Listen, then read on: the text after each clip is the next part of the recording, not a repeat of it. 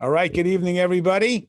Welcome to Torah in 10, Wednesday night, super duper special guest.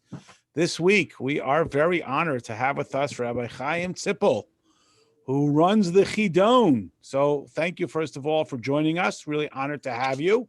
And let's start at the beginning. What is a Chidon? Is there a timer for the 10 minutes, or is it just, in the back of your head? Keep on going. As long as you go as long as you want. I'll cut you off when we get bored. Don't worry. What is a Chidon, besides for just a very fancy sounding word? Chidon is a project from Chabad in Brooklyn, Chabad headquarters, which is basically, I guess the easy way to define it is a after school extracurricular program for kids. What it basically does is it encourages kids to spend their free time, from the kids from grades 4 through grade 8, both boys and girls, to spend their time learning, to learn the Torah. So I'm sure Rabbi Epstein has taught you numerous times. There are 613 mitzvot, 248. What? You're right. What was it? I'll correct you if you're wrong. No, keep going.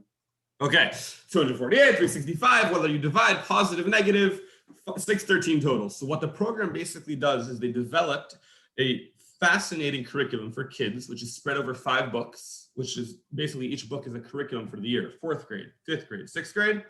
And that book will take a chunk of the mitzvot. And if the kids do all 5 years, which they don't have to, they end up knowing all 613 of the mitzvot in and out. Better than I know it, better than probably Rabbi, okay, maybe not. But very impressively. Though this is kind of an unprecedented thing, because what you're asking the child to do is to spend at minimum 2-3 hours a week of his own time learning. Not in school, not in synagogue, of his own time. So the way you get a child to do an unprecedented thing is by giving them unprecedented rewards or incentives. So the kids basically learn throughout the school year from September till roughly March, let's say, a little bit before, maybe February, depends on the year, if it's a leap year or not. And they have qualification tests, 3 or 4 of them, depending on the year.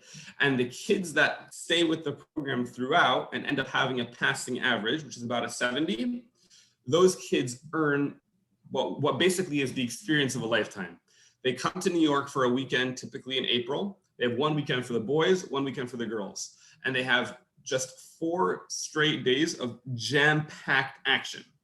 Like you couldn't believe. It probably costs, I'm saying, I can tell you what we officially say. It costs about $300-400 per child. And that's even though you have 5,000 kids coming. The kids 5, come, 000. They have trip after trip after trip. And it all that's 3 days of that. And it kind of culminates Sunday with this like unbelievable game show. What we do is we take over a theater or something of that nature in New Jersey. It was in the past, with all the lights and the cameras. You'll think you're on a Hollywood set, and the kids compete to show their knowledge. It's a game show. The kids are asked questions on the spot of the couple hundred mitzvot that you learned this year. What is the punishment if you don't do this? Who does this apply to? Tell me some details on this. What day of the year is Sukkot?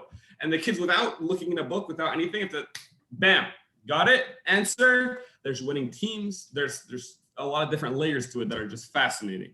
So, wow. So you tell us that there's about 5,000 kids. Now, is this 5,000 kids from the United States? Is this worldwide?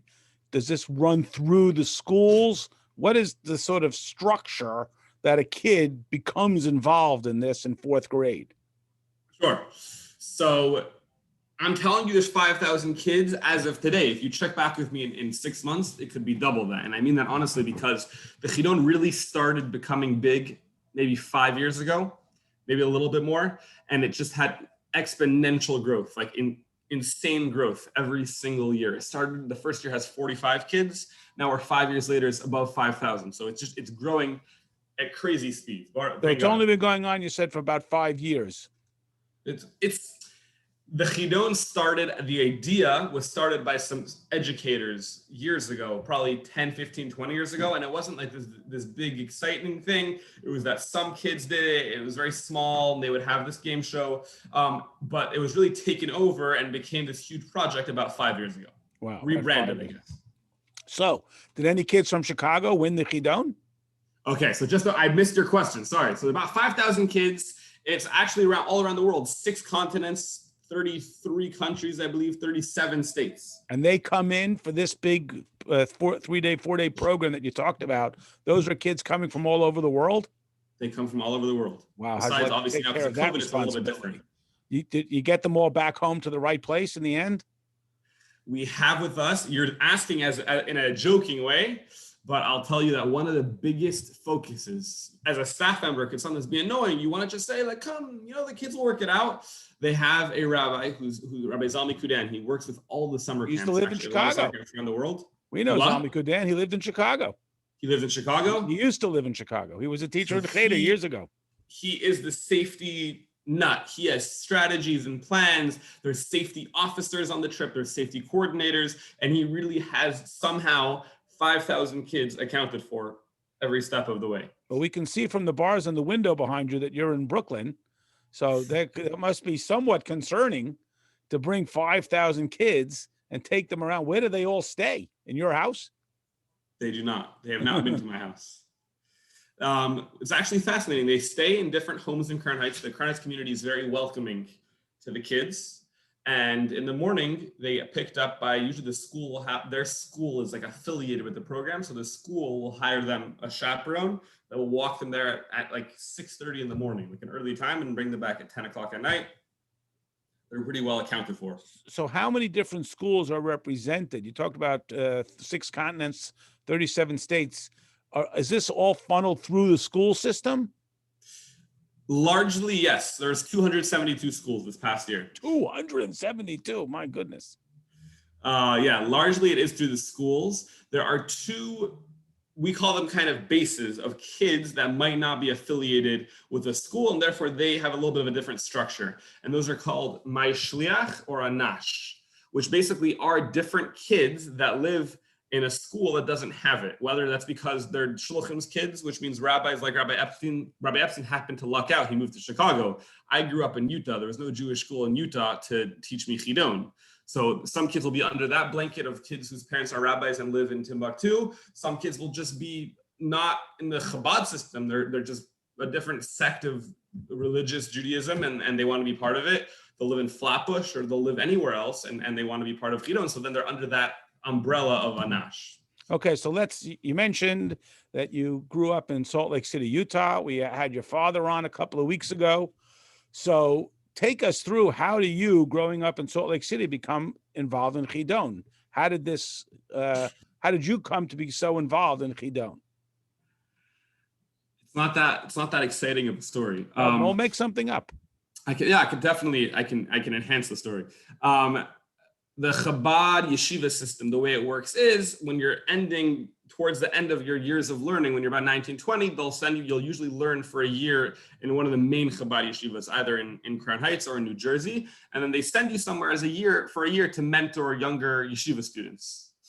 So I was sent to the yeshiva, the high school for boys in Pittsburgh, Pennsylvania. And before I came, the rabbi called me up and he said, hey, we need a little help in the elementary school. We heard you're good at these types of things. Would you be able for part-time, I think we said 10 hours a week it was going to be, to come and run some programs in elementary school? We'll pay you as like a bit of a job. So I said, sure.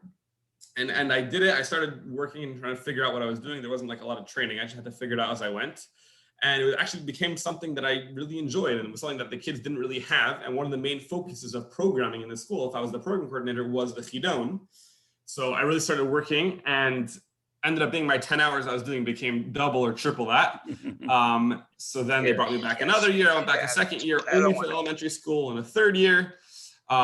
And then I ended up leaving in the middle of my third year. I got engaged, and I was going to get married and to move to Brooklyn. So as soon as I left, the rabbi from headquarters called me up and he's like, you're coming to work here? So I was like, nah, I don't know. And then he ended up schlepping me in a little bit. Okay, so this has been going on for 5 years. You're only sort of involved this year, but what about the whole COVID situation? How did that impact the whole Chidon? You have kids coming from foreign countries. Were they able to come? What was sort of the protocol that did or didn't allow the kids to participate because of the whole COVID situation? Right. So COVID happened last year. It really took off in the States, at least, March. So COVID actually was about the time that it really intensified was about 2 weeks before the big weekend was planned in New York. People had tickets, people had buses booked and trips, halls, everything just had to be canceled on the spot. So for last year, unfortunately, the kids actually didn't end up getting anything. It was an unfortunate thing. But this year, we actually created this crazy system, which even during COVID, I would say even during COVID, we were able to pull something off. But we actually saw greater success in a way, even though it's not as flashy as saying you brought 5,000 kids to New York. On an individual basis, the kids have enjoyed more. I can tell you a personal story from that, but Please, tell us. that basically that's actually the main thing I focused on. They brought me in to be the trip coordinator. So we said basically, regions, you go make a trip. So we arranged a trip in New York for anyone in the East Coast. They had a trip to American Dream Hall. We rented it out. The Midwest region, which means some kids from Iowa, some kids from Milwaukee, all gathered in Chicago. Rabbi Twersky, if anyone knows him, made the principal of the Cheder trip. Right, I worked with him one-on-one. We actually brought brought him to speak to the other rabbis to show them how to implement the plan like he had. He was really given over to it. So where did the Chicago kids go? I'm sorry? Where did the kids in the Midwest go? They went, Rabbi Twersky spoiled them. They went to Six Flags, which on its own is like a big trip. They went to Six Flags, followed by a barbecue, a pizza lunch, followed by a barbecue dinner, followed by renting out a water park and blasting a party bus. They had a whole jam-packed day. But the point is, I can tell you from personal experience, I was actually flown last week back to Pittsburgh. The school flew me back for 24 hours in and out. Can you come run our school's trip, the Pittsburgh trip? So I went in and out for the day, and we went to the Pittsburgh amusement park. It's not called Six Flags, but a similar idea. We went to a water park. We had a barbecue. We had pizza. And we were on the bus on the way back, and I was schmoozing with some of these kids that I knew very well over the past several years. And one of them was saying, if this is what, because he had taken a year off. He said that he went on the big trip to New York 2 years ago, and it was nice, but it was hectic. He didn't have this personal enjoyment necessarily. It was fun, but it wasn't he didn't love every minute of it. And he said because of that last year he didn't really do it, but if it would have been a trip like this year, he would have done every single year. It was amazing. And I think that's actually what the plan is going to be going forward, to sort of transition as it grows into having a trip in different regions. So the kids from Australia can do a trip there, and they don't have to fly into New York and spend $2,000 on a flight to New York. Interesting. So did any kids from Chicago win? That's what we want to know. Give us a little local pride. So I touched on it a little bit. There's a lot of different layers in the Chidon, and that is they're really, the more effort the kids put in, the more sorry, it's probably gonna be loud. The more opportunities they have to succeed. You're definitely in Brooklyn. We can hear it. They turned it off, which means that there's a global winner, which means that from every grade they pick a gold, silver, bronze winner. I don't know if any of those from Chicago. I didn't check. But there's kids, any kid that gets over a certain mark on a final of the entire book at the end, not just the 3-4 tests, he can get there's different levels. He can get a plaque, which is a beautiful plaque that kids take home, a medal, a trophy, a certificate. So kids come on stage.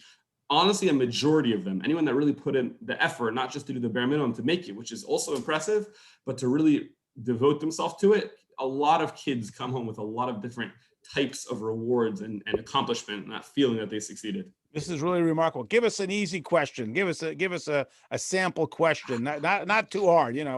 It's late at night here. Give us a sample question. If it was Torah in 20, I could have brought an example, showed you what a page looks like, but because it's only Torah in 10, the kids really, it's a unit dissected. So there's different, they have to learn who each thing applies to, where it applies, if it's in Israel, or if it's everywhere, when it applies, every detail of it.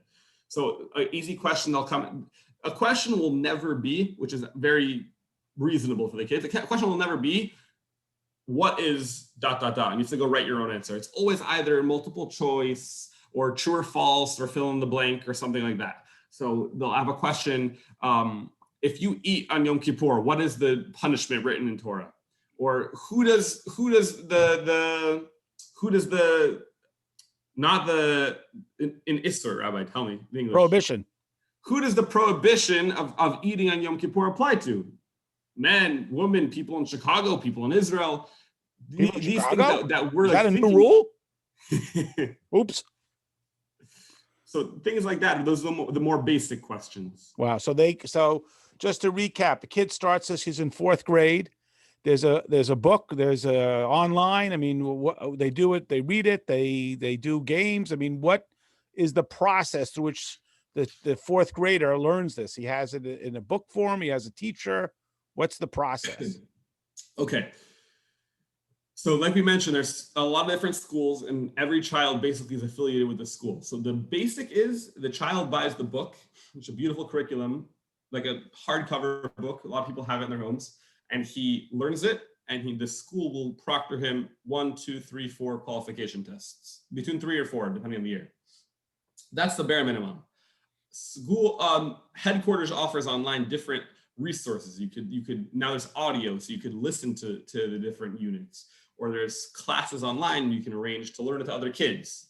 But the school, depending how much the school buys into the program and how important they feel it is, will offer different resources along the way. For example, we really bought into it when I was in Pittsburgh, and we were saying, because of COVID, what are we going to do? The kid's not going to look so far ahead to maybe there's going to be a reward at the end, maybe not. So we made a club, and every single week, if the kid passed one test, which is about every month or 5 weeks, for every week after that, they got a special gathering of these kids that passed with a special prize, and we would discuss and we learn a little bit. And the kids forget if they want to make it to the end. They don't want to be missing out on that one cool experience for 10 minutes.